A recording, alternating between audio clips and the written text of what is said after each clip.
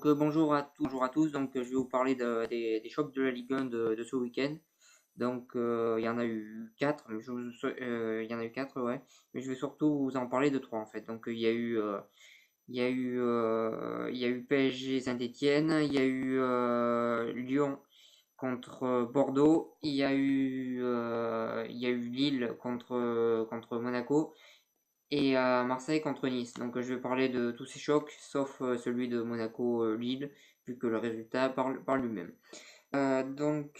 Pour commencer, donc Saint-Étienne, PSG Saint-Étienne, pardon. Donc on a vu encore une fois que le PSG a eu beaucoup de mal à produire du jeu, à se créer des occasions. Euh, et, euh, et finalement, je pense même que Saint-Étienne, s'ils auraient eu plus d'ambition dans le jeu, c'est vrai que Saint-Étienne, une équipe qui a des bons résultats récemment, mais elle manque souvent d'ambition dans le jeu, et c'est dommage. Je pense que s'ils auraient eu plus d'ambition dans le jeu, ils auraient pu gagner ce match. Parce qu'il y avait en face d'eux un PSG vraiment fébrile, qui s'est produit peu d'occasions avec des joueurs. C'était pas encore ça. Ils ont mis Ressé en attaque. C'est que c'est pas un attaquant de pointe, ça s'est ressenti. Qu'il était pas bon à ce poste-là. On a vu qu'il était pas du tout à sa place. On a vu que Matuidi avait sa place titulaire par contre. Juste un truc sur Ben Arfa, j'ai vu qu'il a été beaucoup critiqué par les gens, surtout par les gens plutôt que les journalistes. Mais c'est quand même le seul joueur, je suis pas fan de Ben Arfa, loin de là, mais c'est quand même le seul joueur qui produit des occasions et qui essaye des choses avec le PSG. Parce que les autres joueurs ont rien montré, ont rien essayé, alors que lui a quand même essayé des choses et a essayé de provoquer de provoquer des occasions. Il en a provoqué quelques-unes et je trouve pas qu'il ait fait un très bon match, moi, mais bon. Après, je pense que des joueurs comme Lucas, ils sont souvent déjà Lucas sur un match c'est ou tout bon ou tout mauvais, il a pas de milieu lui, il est assez régulier. Je trouve qu'il valait pas du tout la valeur que le PSG l'a payé quand il est arrivé. Même Pastore qui en ce moment est, je crois, encore blessé. Il a pas non plus. C'est pas non plus un joueur comme le PSG, comme le PSG espérait. Donc, euh, donc c'est dommage pour eux, mais voilà. Après Saint-Étienne a marqué un but, un but chanceux à la dernière minute. Après c'est pas volé parce que le match nul était mérité, surtout que le penalty sur Matuidi aurait dû être accordé. Il méritait ce match nul, même s'ils sont très chanceux sur ce but, avec des énormes erreurs défensives et une énorme erreur du gardien. Ce gardien que je continue à dire que je le trouvais plus mauvais que Sirigu, il a été titulaire. Là, je le trouve plus mauvais que Areola, il est encore titulaire. Je comprends pas tout, mais bon. Globalement, je trouve que c'est pas un très bon gardien, qu'il est de niveau, on va dire de niveau moyen. Et ça se ressent qu'il est de niveau moyen sur les matchs. Et je pense que si le PSG continue à jouer comme ça, ils seront peut-être champions, mais ça c'est très inquiétant en tout cas pour la Ligue des Champions pour eux parce qu'ils ils produisent un jeu assez faible et assez pauvre en occasion. Donc je pense que pour eux, il va falloir qu'ils se relèvent très vite. Voilà ce que j'avais à dire pour ce match. Donc le 2, c'est Lyon-Bordeaux. Donc on a vu Lyon marquer tout de suite d'entrée. Moi je pensais déjà qu'ils allaient maîtriser le match. Pas du tout, ils ont commencé à reculer. Ils ont pris un but direct, enfin 30 minutes après je crois. Mais ils ont pris un but. Après en seconde période, moi je pense que le tournant du match c'est l'arrêt de Carasso. L'énorme arrêt de Carasso qui change tout le match en fait. Parce que c'était un gros arrêt, grosse performance de Carasso sur ce match. C'est pas la première fois des performances, on sait que c'est un bon gardien. Il a fait une très belle performance. Derrière, il y a l'énorme faute de Gonalon qui méritait largement rouge. Et le tournant du il est là. Après, après ce carton rouge très agressif. Un bel état d'esprit du tout. Donc, je pense des choses à corriger sur ça. Excusez-moi, je me mouche.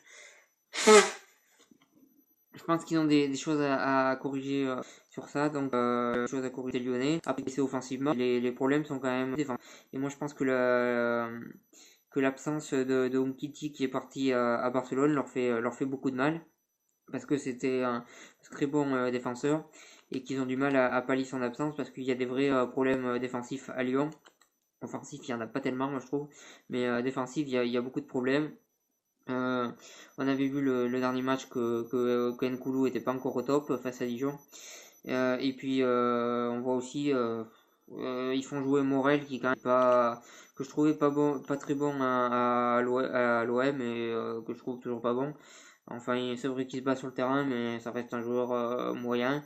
Donc Lyon, est-ce que c'est inquiétant pour la Ligue des Champions? Moi, je pense que oui. Lyon est inquiétant pour la Ligue des Champions parce que s'il joue comme ça, je pense pas qu'il se qualifie. Je sais même pas s'il peut finir troisième de la poule en jouant comme il joue. C'est assez inquiétant et surtout que Bordeaux a dominé, il méritait largement cette victoire. D'ailleurs, cette équipe de Bordeaux, je la trouve très intéressante. Je pense que si Menez réussit à bien jouer, il va pouvoir faire comme Ben Arfa l'année dernière avec Nice et, euh, et propulser cette équipe dans les 5 premiers. Parce qu'il y a aussi des bons joueurs derrière comme Carasso, Sertic. Je pense que si ces joueurs en forme, ça peut faire une saison très intéressante côté bordelais et avec une équipe très comme on l'a vu sur le match. Ils méritent largement la victoire. Ils ont prouvé qu'ils étaient au-dessus de Lyon sur ce match. Maintenant, il va falloir qu'ils prouvent dans la continuité qu'ils sont au niveau. Mais cette équipe de Bordeaux, je la trouve en tout cas très intéressante. Gourvenec a réussi à les faire produire un peu de jeu. Avant, ils étaient quand même assez faibles en jeu. Ils avaient un très défensif. Je trouve qu'il a eu plus de jeu. Et c'est intéressant à voir. Et je pense que cette équipe bordelaise va être intéressante à voir cette année en Ligue 1 et pas suivant. Euh, donc après la troisième équipe, donc le derby Nice face à Lorient. Donc les ont été quand même globalement dominés sur ce match. Ils ont pas un but, excusez-moi, j'invente des mots, un but très rapidement dans la partie. Après sur un penalty qui pour moi aurait pas dû être accordé. Mais bon voilà, ça fait partie du football, les erreurs d'arbitrage. Enfin bon bref. Après Thauvin qui égalise très rapidement.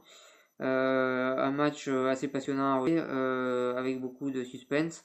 Globalement, moi je trouve il y a beaucoup d'erreurs défensives côté marseillais. Est-ce que ces erreurs défensives, ces défensives là, ben, ils les ont payées quoi, ils ont pris 3 buts. Mais c'est assez inquiétant cette défense, surtout un Ricky qui finalement ne fait jamais des très grands matchs, qui est assez, qui est jamais, que je trouve toujours assez mauvais, et poliment. Après Sakai qui est, pour l'instant j'ai l'impression que c'est une erreur de casting on va dire.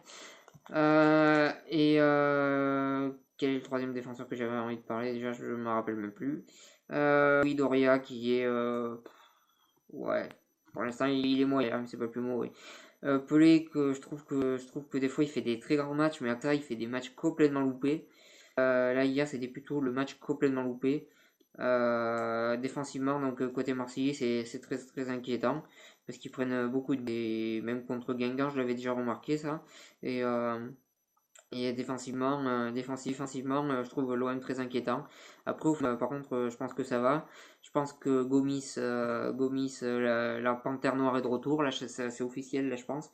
Il a encore mis un but. Il n'a pas été mauvais dans le jeu. Offensivement, moi, je trouve que ça va bien à l'OM. Par contre, Nassar titulaire, même si Angie est pas totalement en forme, moi, j'aurais plutôt essayé le jeune Maxime Lopez, que beaucoup plus intéressant que Bouna. Mais pour le reste, je suis d'accord. Je suis d'accord sur l'équipe. Je trouve que cette attaque, cette attaque marseillaise est très intéressante. Mais défensivement, c'est très inquiétant. Moi, je pense que s'ils continuent comme ça défendre, ils vont finir dans le milieu de tableau, hein, pas plus. Parce que c'est très. Ouais, je répète toujours la même chose, je crois, mais c'est très inquiétant. Après, on a vu On a vu Balotelli qui met 2 buts, qui prouve qui va peut-être faire une bonne saison. C'est vrai que Nice, côté niçois, je pense qu'il y a une équipe pour faire une saison. Alors pour être tout à fait honnête avec vous, Nice, c'est pas une équipe que j'apprécie, et si ça marche pas, j'en serais content. Mais, euh, mais je pense que Nice a tout pour réussir avec Balotelli, mais aussi avec Belanda. Il avait fait de très belles saisons avec Montpellier, qui s'est un peu perdu en allant en Ukraine. En Ukraine. Je sais pas s'il a été ailleurs qu'en Ukraine d'ailleurs. Mais je trouve qu'il s'est un peu perdu en allant là-bas. Mais ils ont une équipe très intéressante Nice, Nice dans cette année. Je pense qu'ils peuvent faire quelque chose parce qu'ils ont une équipe intéressante qui va produire du jeu avec des joueurs jeunes et des joueurs un peu plus expérimentés. Un bon mélange comme ils avaient fait l'année dernière finalement, avec un président qui s'est recruté très intelligemment. On l'a vu cette année avec Dante, Balotelli, Belanda comme je l'ai dit. Donc il sait faire des recrutements intelligents et il sait faire mettre son équipe. C'est en grande partie grâce à lui que son équipe a des aussi bons résultats. Il a su faire venir Paul Le Guen. Là maintenant il a su faire venir un entraîneur qui a l'air pas mal aussi. Donc on peut saluer son travail avec Nice. Parce que c'est vrai qu'au début il était critiqué, mais finalement il fait un très bon travail avec cette équipe de Nice et il arrive à l'emmener finalement à la 4e place l'année dernière. Là, cette année, ils peuvent le refaire. Donc, je pense il faut saluer son travail qui est juste énorme avec cette équipe. Donc, voilà sur ce que je pensais de ces clubs. Donc, voilà même pour cette vidéo. Si vous avez aimé, n'hésitez pas à cliquer j'aime, à partager, à commenter aussi. Faut pas hésiter non plus. Je pense que je fais des vidéos un peu différentes des autres youtubeurs, excusez-moi. Donc, je suis plus, je parle plus en tant que supporter, mais je suis quand même neutre. Donc, j'espère que vous avez aimé cette vidéo, que vous aimez mes vidéos. Donc, voilà, bonne continuation.